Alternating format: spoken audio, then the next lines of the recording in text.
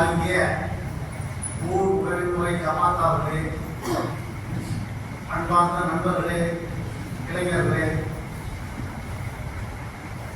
அனைவருக்கும் என்னுடைய முதல்வன் நன்றியை தெரிவித்துக் கொண்டு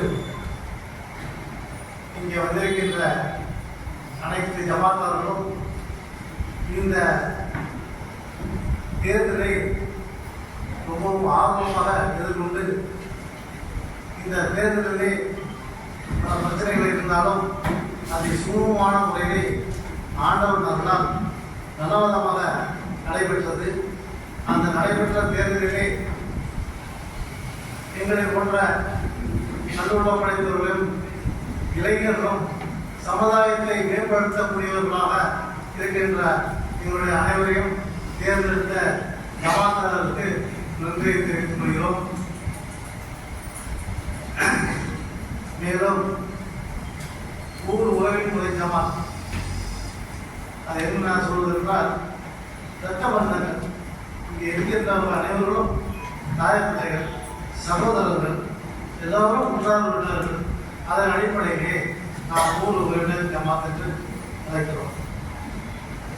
இந்த ஜமாத்தினர்கள் ஒற்றுமையுடன் வாழ சமுதாய பணி அதிகமாக இருக்கிறது.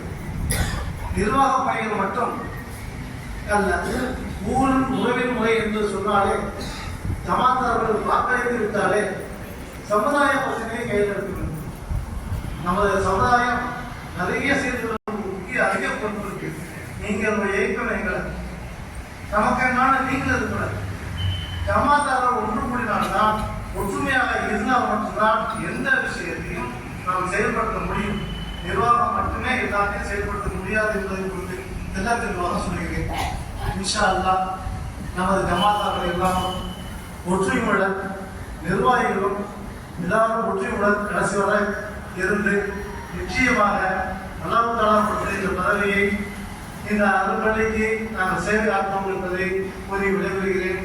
அஸ்ஸலாமு அலைக்கும் வரஹ்மத்துல்லாஹி